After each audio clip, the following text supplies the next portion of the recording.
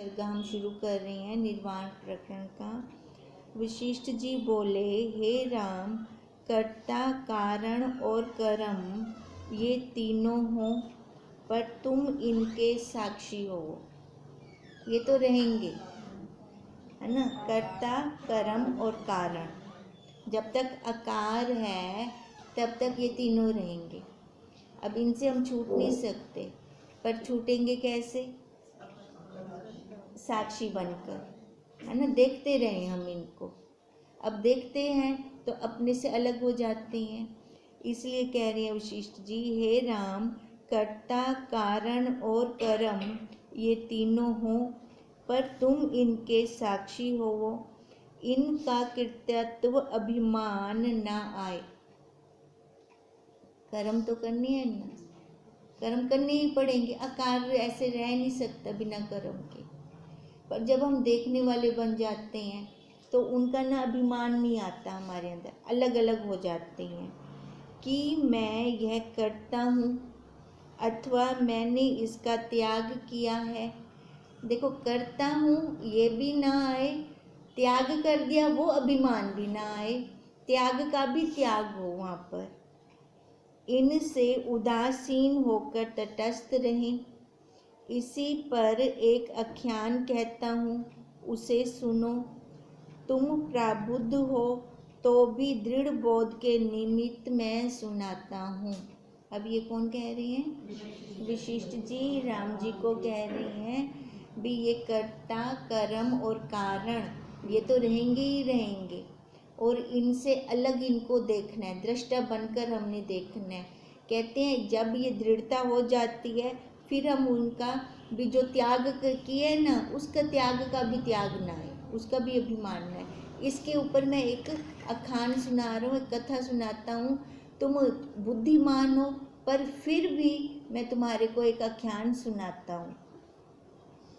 हे राम, एक वन में काष्टमोन नामक एक मुनि रहता था। एक दिन एक बधिक किसी मृग पर बाण चलाता हुआ उसके पीछे दौड़ता जाता था। जब वह आगे गया तो मृग बधिक की दृष्टि से ओझल हो गया।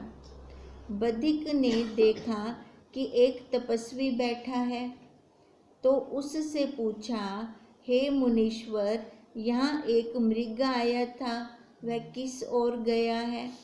तुमने देखा हो तो मुझसे कहो। काष्टमोन बोले, हे बधिक, हमको कुछ सुध नहीं, क्योंकि हम निरअहंकार हैं। हमारे साथ चित्त और अहंकार दोनों नहीं है। अब ये वो मुनि बोल रहे हैं जो बैठे थे वहाँ पे। जो तुम कहो कि इंद्रियों की चेष्टा कैसे होती है, तो जैसे सूर्य के आश्रय से लोगों की चेष्टा होती है। खाली सूर्य का आना काफ़ी है, सारी दिनचर्या सबकी शुरू हो जाती है। अब वो मुनि क्या कह रहे हैं भी, मैंने देखा नहीं। पूछा ना राजा ने, देखा यहाँ से जाते हुए? बधिक ने पूछा तो अब वो मुनि कहते मैंने देखा नहीं, मेरी कोई शुद्ध बुद्ध नहीं है। तो फिर उनके मन में ये संशय हो रहा है। फिर ये सामने से ये कहेगा शुद्ध बुद्ध नहीं है तो कर क्या रहे हो, चेष्टा कैसे हो रही है? तो फिर उन्होंने कहा जैसे सूर्य के आने से चेष्टा होती है, वैसे ही इन इंद्रियों की स्वतः चेष्टा हो रही है, या दीपक के आश्रय से चेष्टा होती है, और सूर्य व दीपक केवल साक्षी हैं, है ना। उनका जो प्रकाश होता है उससे सारा कुछ हम करते हैं ना। वैसे ही हम इंद्रियों के साक्षी हैं और इनकी चेष्टा स्वाभाविक होती है। हमको इनसे कुछ प्रयोजन नहीं है। हे बधिक, अहम भाव करने वाला तो अहंकार है। देखो, इंद्रियों की चेष्टा स्वाभाविक हो रही है, जैसे आंख स्वाभाविक फड़क रही है। अब ये हाथ अपने आप ऐसे ऐसे हो रहा है, स्वाभाविक हो रहा है। यहाँ पे कोई कर्तापन आ रहा है? नहीं आ रहा ना। अब इसलिए वो मुनि बोल रही हैं कि जहाँ कर्तापन आता है तो कैसे आता है? अहम से, मन से। कहते हैं कि अहम भाव करना ही अहंकार है। जैसे माला के भिन्न भिन्न दाने धागे के आश्रित होते हैं और सब में एक धागा ही होता है, तब माला बनी। अलग अलग मोती हो तो माला नहीं बन सकती। और इतने सारे मोतियों को इकट्ठा किया एक धागे ने, पर जब धागा टूट जाता है तब दाने अलग अलग हो जाते हैं। वैसे ही इंद्रियां दाने हैं। इन इंद्रियों को उस साक्षी रूपी धागे ने इकट्ठे कर रखे हैं और अहंकार धागा है। उस अहंकार रूपी धागे के टूटने से इंद्रियां भिन्न भिन्न हो जाती हैं। अहंकार कर लेते हैं ना, है ना। अब देखो अहंकार रूपी धागा, और ये धागा भी किसके आश्रित है? उस साक्षी के आश्रित है। अगर वो साक्षी न हो तो ये अहंकार भी कहाँ से उपजेगा? अब इसलिए कहते हैं दाने अलग अलग हो जाते हैं, वैसे ही इंद्रियां दाने हैं और अहंकार धागा है। उस अहंकार रूपी धागे के टूटने से इंद्रियां भिन्न भिन्न हो जाती हैं। नहीं तो पहले देखो हर इंद्री का कर्म मैं अपने में ले रही थी, है ना। मैंने किया हाथ ने, चले पैर, देखा आँख ने, है ना।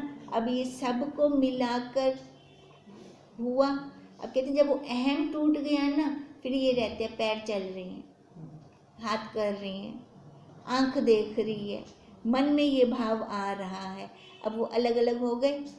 अब कहते हैं जब अहंकार टूटता है तो ये इंद्रियां अलग अलग हो जाती हैं। नहीं तो पहले होती थी वो तो सारे को मैं बड़ी बेटी अंश से, मैं कर रहा हूँ, मैं खा रहा हूँ, मैं पी रहा हूँ, मैंने तो किया ये सारा कुछ। जब धागा टूट जाता है तब दाने अलग अलग हो जाते हैं। वैसे ही इंद्रियां दाने हैं और अहंकार धागा है।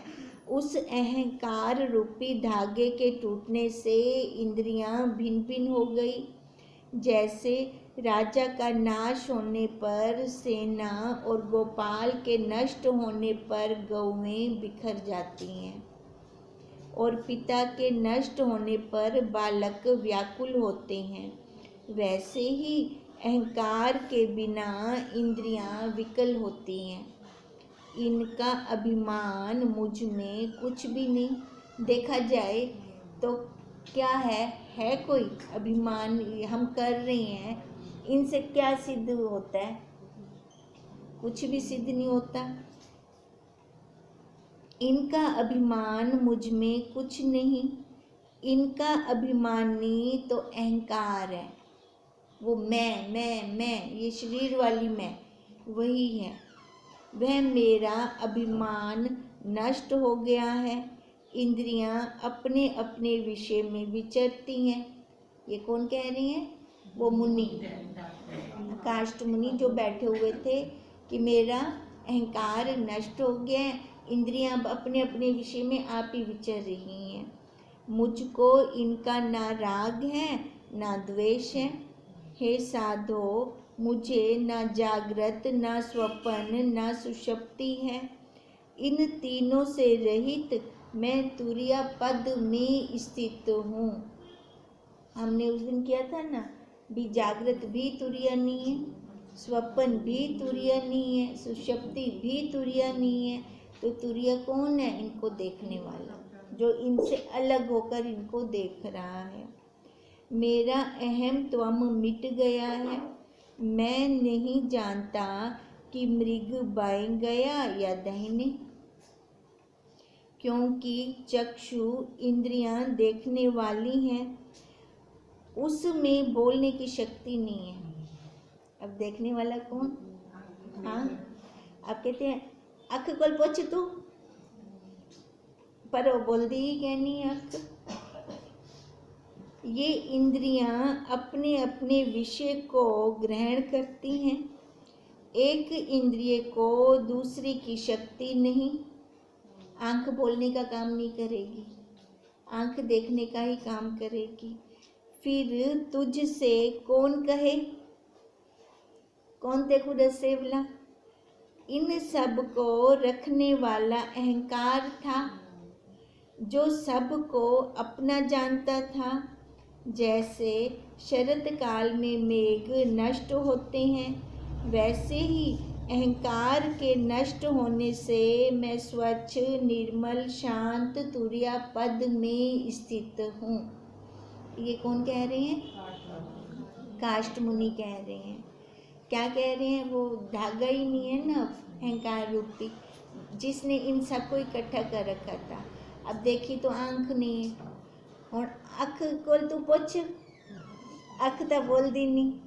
अब चलेगा कैसे? फिर बताए, बोलेगा कौन? हर इंद्री अपने अपने धर्म में रखता है। अब कहते हैं पहले तो वो अहंकार था जिससे मैं बना बैठा था, अब वो मेरा टूट गया है। अब मैं शांत तुर्य पद में स्थित हूँ। इंद्रियों का बीज अहंकार मृतक हो जाने से इंद्रियां भी मृतक हो गई हैं, देखने भर को दिख पड़ती हैं। जैसे भीत पर लिखी पुतलियों से कार्य कुछ भी नहीं होता, वैसे ही मेरी इंद्रियों से कुछ कार्य नहीं होता। तब तुझसे कौन कहे, है ना? देखी तो आंख नहीं, देखने की इंद्री वही है, और बोल दी है कहना, बोले कौन और देखो। वशिष्ठ जी बोले, हे रामचंद्र, जब इस प्रकार मुनीश्वर ने कहा तब बधिक समझकर उठ गया। हे राम, तुर्या पद शांत रूप है, वहाँ जागृत, स्वप्न और सुषुप्ति तीनों का अभाव है। वह केवल अद्वैत्व पद है। ये जो ब्रह्म, आत्मा, चिदानंद आदि संज्ञाएं हैं, सो तुर्य पद में है। वहाँ पर वो कह रहे हैं कुछ नहीं है। वहाँ पे कौन बोले? वहाँ पे बोलने का तो मतलब ही नहीं है। वहाँ पे वाणी की गति नहीं है। कौन कहे, क्या कहे? जो कहता है वो देखता नहीं, जो देखता है वो कहता नहीं, जो सुनता है वो बोल नहीं सकता। अब लेन देन ये हाथ करते हैं तो इनको कुछ पता ही नहीं। अब वो पता रखने वाला, वो जो अहम वाला धागा था, अब वो ही नहीं है। ये जो ब्रह्म, आत्मा, चिदानंद आदि संज्ञाएं हैं, सो तुर्य पद में है। तुर्यातीत पद में शब्द की गति नहीं। वो प्रसंग याद है ना, वो जो मुनि बैठे थे, बच्चे उनकी जांग पे वो बना रहे थे चौपट, है ना? तो उन्होंने कुछ नहीं कहा, बनाने दिया। तो अब वही कह रहे हैं, तुर्यातीत पद में शब्द की गति नहीं, वह अशब्द पद है। विधेय पुरुष उसी पद को प्राप्त होते हैं और जीवन मुक्त साक्षात करके तुर्य अवस्था में विचरते हैं। क्या कह रही हैं कि विधेय पुरुष, विधेय मुक्त नहीं कहा, विधेय पुरुष उसी पद को प्राप्त होते हैं और जीवन मुक्त साक्षात करके, मतलब अनुभव करके अपने स्वरूप का तुर्य अवस्था में विचरते हैं। वहाँ पे जब कोई दूसरा ही नहीं रहा, अनुभव हो गया ना कि सारा वही है, बाहर माया जाल है, सारा मिथ्या है। अपने स्वरूप पर जब दृढ़ता हो गई, कहते हैं वही तुर्य पद में विचरते हैं। कौन? जीवन मुक्त। वहाँ जागृत जो दीर्घ सुख दुख का भान है, सो नहीं। स्वप्न जो राग द्वेष के लिए अल्पकाल है, वो भी नहीं। अब स्वप्न को अल्पकाल कहा, अल्पकाल होता है ना, जागृत का दीर्घकाल होता है। जड़ता या तामस अवस्था भी नहीं, जो सुषुप्ति है। तुरीय पद इन तीनों से रहित और शांत है, उसमें कोई क्षोभ नहीं है। यह जगत उसका आभास है। अब देखो, इसकी पहले दृढ़ता करनी पड़ेगी। ज्ञान को अंतःकरण में बिठाकर इसकी दृढ़ता करके कि ये सारा माया जाल है, इन आंखों से जितना भी दिख रहा है वो झूठ है, ये जितनी सामग्री मेरे आगे है ये प्रारब्ध काटने के लिए मिली हुई है। जब ऐसी वाली दृढ़ता अपने मन के अंदर एकदम स्थित हो जाती है, स्थिति हमारी वहाँ बन जाती है, फिर जाकर ये सारा मिथ्या लगता है, फिर ये सारा झूठ लगता है। कहते हैं जब ऐसी अवस्था आती है तब जगत का आभास होता है। खत्म तो नहीं होगा ना, चलेगा वैसे का वैसे चलेगा, पर क्या होगा, भासेगा नहीं, होते हुए भी भासेगा नहीं। जैसे समुद्र में तरंग वास्तव में कुछ नहीं, जल ही है। तरंग तो है ना, पर है तो उसका वजूद नहीं है ना कोई, वहाँ से निकलते हैं वहाँ लय हो जाएगी। ऐसे ये आकार यहाँ से निकला है, यहाँ लय हो जाएगा, इसमें दृढ़ता नहीं आएगी। मैं वाली जो सारी चिपक थी वो नहीं आएगी। कहते हैं उसी में स्थित होना है। वैसे ही केवल तुरीय स्वरूप सत्ता समान हमारा स्वरूप है, हमें उसमें स्थित होना है। उसमें ब्रह्मा विष्णु रुद्र सिद्ध ज्ञानी इत्यादि स्थित हैं। अब कह रहे हैं स्थित हैं, स्थिति है उनकी, ऐसे भी हो गए हैं महापुरुष। कभी सोचो कि कोई नहीं हुआ, हो गए हैं ऐसे। जो सामग्री उनके पास थी वही की वही परमात्मा ने हमें भी दी है। हम भी उस स्थिति में स्थित हो सकते हैं। जैसे ब्रह्मा जी छूट गए, विष्णु रुद्र है ना, जिनके नाम कह रही हैं, कहते हैं वो छूट गए तो क्या हम नहीं छूट सकते? हमारे गुरुदेव छूट गए तो क्या हम नहीं छूट सकते? छूट सकते हैं ना। पर फर्क क्या था? उनकी दृढ़ता का। उन्होंने दृढ़ता कहाँ रखी? अपने स्वरूप पर। और हमारी दृढ़ता कहाँ चली जाती है? बाहर विषयों में, वासनाओं में, वहाँ स्थिति हो जाती है, जिसके कारण हम फिसल जाते हैं और भटक जाते हैं। और काष्ठ मौन बधिक का उपदेश करने वाला मुनि भी तुरीय पद में स्थित था। वो जो मुनि थे ना, जो उपदेश कर रही हैं, तो वो भी तुरीय पद में स्थित थे।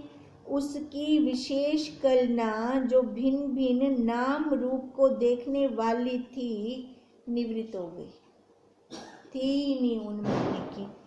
वह केवल सत्ता समान में स्थित था। इससे कलना को त्याग कर तुम भी तुरीय पद में स्थित हो रहो। ये वशिष्ठ जी ने राम जी को एक आख्यान सुनाया है, उस काष्ठ मुनि का और बधिक का। जिस बधिक ने पूछा था, यहाँ से मृग को जाते हुए देखा है ना। अब उनका क्या कहने का निचोड़ निकला? देखने वाली ये थी ना नेत्र, उससे पूछ ले, मेरे को कुछ नहीं पता, क्योंकि वो टूट चुका है, धागा ही टूट चुका है। इति श्री योग विशिष्ट निर्वाण प्रकरण काष्ठ मौन निर्वृत्तांत वर्णन नाम 106 सर्गा समाप्त। वशिष्ठ जी बोले, हे राम, यह विश्व केवल आकाश रूप है आकाश रूप। ये विश्व केवल आकाश रूप है, पर आत्मा से भिन्न नहीं। ये आत्मा का ही चमत्कार है। ये विश्व क्या है? आकाश रूप। कैसे कैसे है आकाश रूप? ये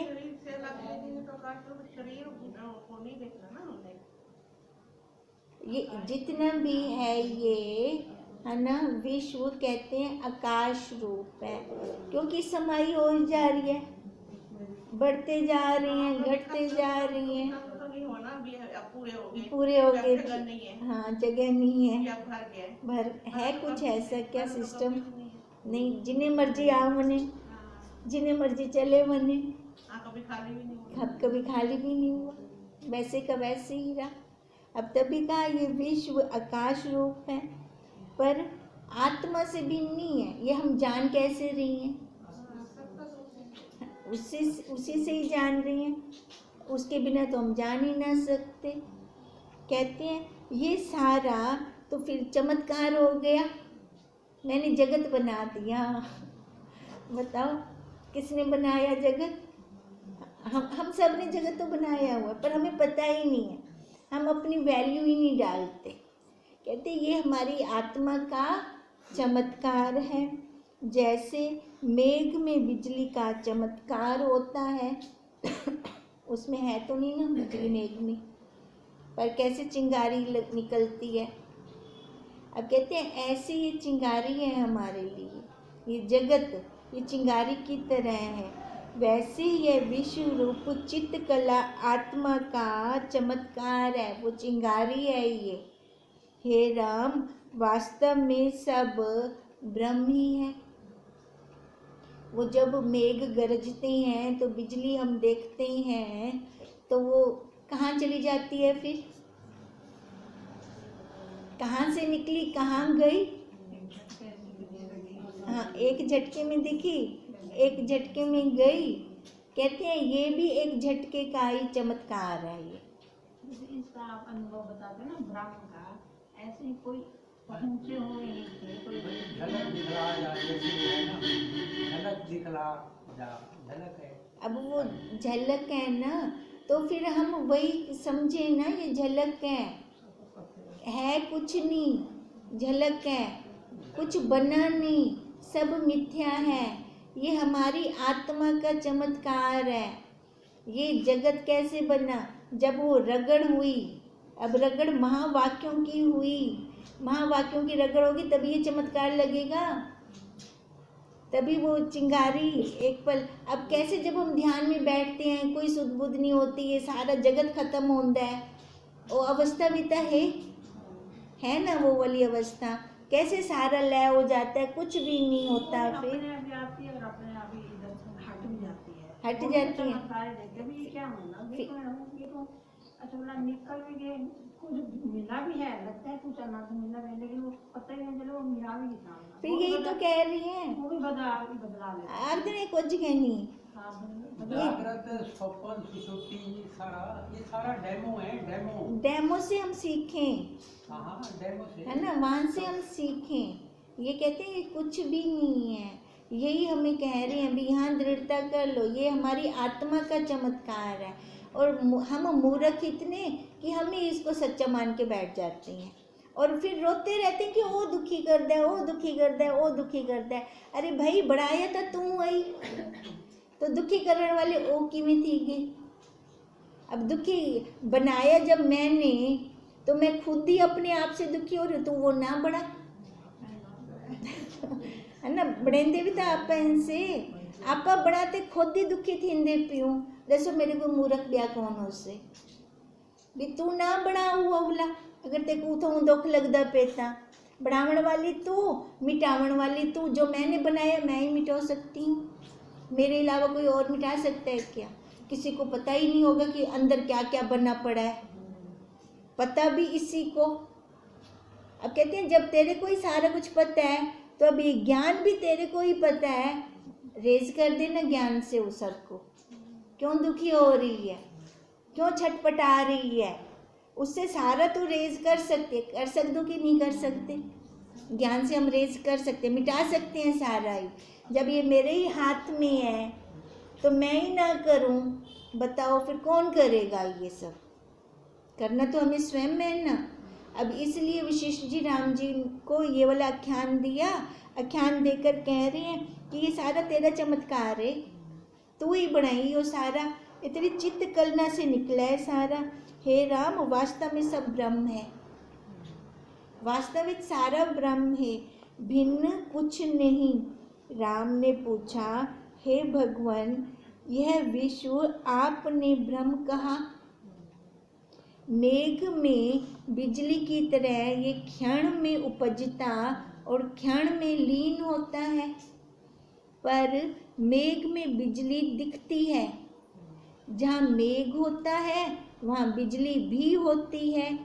इससे मेघ से बिजली उत्पन्न हुई तो उसका कारण मेघ। हे मुनीश्वर, इस चित्त स्पंदन कला के कारण की उत्पत्ति ब्रह्म से हुई। अब कहते हैं जो ये ब्रह्म से हुई है उत्पत्ति, तो ये ब्रह्म से कैसे हुई?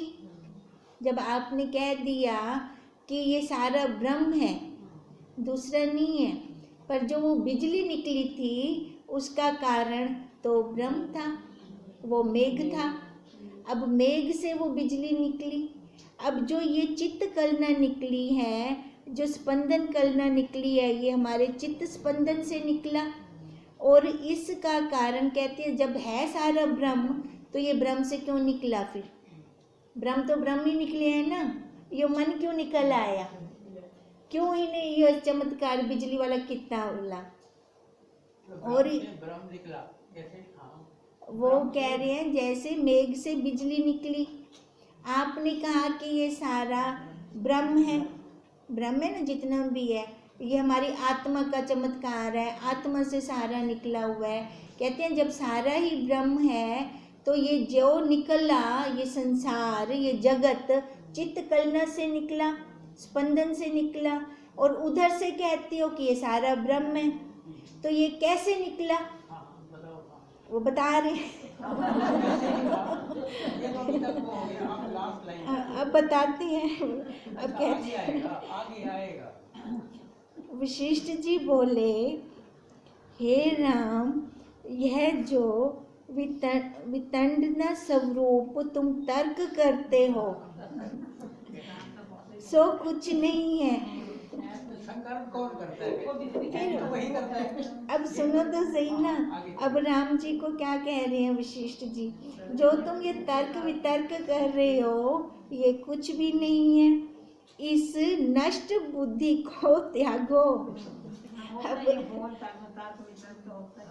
अब वही कह रहे हैं राम जी, वशिष्ठ जी, कि जो ये तर्क बुद्धि है ना, तर्क बुद्धि को त्यागो, है ना। जो ये कैसे निकला, क्यों, कहाँ से निकला, मैं तो एक बारी आखिरी तक ये सारा ब्रह्म में तेरी बुद्धि से बांधा नहीं। ਆਪਾਂ ਦੇਖੋ ਦ੍ਰਿਸ਼ਟਾਂਤ ਪੜ੍ਹਦੇ ਦ੍ਰਿਸ਼ਟਾਂਤ ਤਾਂ ਉਹਨਾਂ ਨੇ ਸਿਰਫ ਉੱਥੇ ਹੀ ਤੱਕ ਪਹੁੰਚਾਉਣ ਵਾਸਤੇ ਹੈ। वो देखो दृष्टांत ना कोई पूरे नहीं होता, इर्द गिर्द घूमते हैं। राम जी ने तो फिर वो तर्क पढ़ा ना। अब देखो तभी कहा कि जो ये तर्क करते हैं हम, तो वो तर्क वितर्क हमें नहीं करना चाहिए। जब एक बार मैंने कह दिया कि ये सारा ब्रह्म है ना, तो हम जो ये दृष्टांत देते हैं वहाँ तक उसके इर्द गिर्द पहुँचते हैं, प्रॉपर नहीं पहुँचता उसके ऊपर। कोई प्रश्न ही नहीं बनता, यही मैं कह रहा हूँ। अब है ही कुछ नहीं, तो क्या क्या मैं उसके लिए बोलूं? जब एक बार कह दिया ये सारा ब्रह्म है, मैं जैसे उदाहरण दिया था तेरे को, खाली मेघ का खाली उदाहरण दिया था कि हूँ तो तू समझ भी, मेघ से बिजली थी क्या उसके बीच में? नहीं। बाद में भी रहती है क्या? नहीं, होती ही नहीं। एक झटके में निकली, एक झटके में खत्म हो गई। ये तेरी बुद्धि विच नहीं बांधा पिया, तो बुलाओ तो तर्क करते पूछ दई मेरे को। कहते हैं जब तक ये वाली बुद्धि का नाश नहीं करेगा तब तक नहीं खत्म होगा तेरा ये सारा बना हुआ जगत। खत्म करना है, ये तेरी चित्त आत्मा का चमत्कार है ये सारा जगत, वहाँ आत्मा से निकला।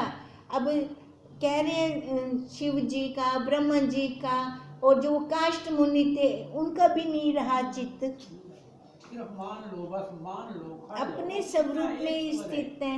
मान लो। तो अब यही कह रहे हैं वशिष्ठ जी राम जी को, खाली तू ये दृढ़ता कर ले अब माँ, पत्नी, बहन, नानी, दादी, चाची, ये भी तो दृढ़ता किया हुआ है। बाहर हम दिखा तो किसी को नहीं सकते।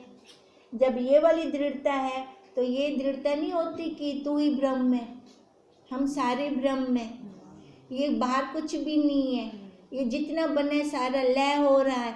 लय हो रहा है कि नहीं हो रहा? हो रहा है ना, पल पल पल पल लय हो रहा है। अभी के 5 मिनट 2 मिनट पहले लय हो गए। जब सारा ही लय हो रहा है तो सत्य क्या है? सत्य कुछ भी नहीं। तो ये दृढ़ता कर कि तू ब्रह्म है, हम ब्रह्म हैं। इस नष्ट बुद्धि को त्यागो। यह तो बालक भी जानते हैं कि बिजली क्षण भंगुर है, सत्य नहीं तुम्हारा और क्या प्रयोजन है, सो कहो। यह कारण कार्य रूप का तर्क कैसा करते हो? राम बोले, हे भगवन, यह स्पंदन कला सत्य है या असत्य? अब देखो, जो ये स्पंदन कला मतलब फूटना, ये सत्य है कि असत्य? इसका कारण कौन है जिससे यह उठती है? अभी देखो वो आगे वार्तालाप को चला रही हैं राम जी, है ना, क्योंकि अगर ये वार्तालाप चलेगी तभी आगे प्रसंग बढ़ेगा ना हमारा, पक्का भी तो तभी होएगा ना, पक्का भी तो तब होएगा, तब जाके हमारी दृढ़ता आएगी। तो तब जमेगी ना। ये पूरा देखो, ये पूरा एक निर्वाण प्रकरण है, सारा एक सर्गा चल रहा है, बीच में कहीं टूट नहीं आई इसमें, ठीक है। अब इसलिए कह रही हैं वशिष्ठ जी राम जी को भी, जो ये बिजली निकलती है क्षण भंगुर की तरह होती है, और भी तुम पूछते हो कि ये सत्य है कि असत्य है ना। तो अब मेरे को ये दस, तेरा प्रयोजन क्या है? तेरी बुद्धि में चलता क्या पे, चाहता क्या है? देखो इन्ना कुछ दस रीते हाली तक तेरी प्रश्न नहीं खत्म थी दे, सूक्ष्म प्रश्न है तो सूक्ष्म, है ना। तो अब तभी वो कह रही हैं कि ये स्पंदन कला सत्य है कि असत्य, इसका कारण क्या है, ये उठती कहाँ से है, इसका फिर हम कल करते हैं। वशिष्ठ जी कल आंसर देते हैं फिर। ओम तम नमामि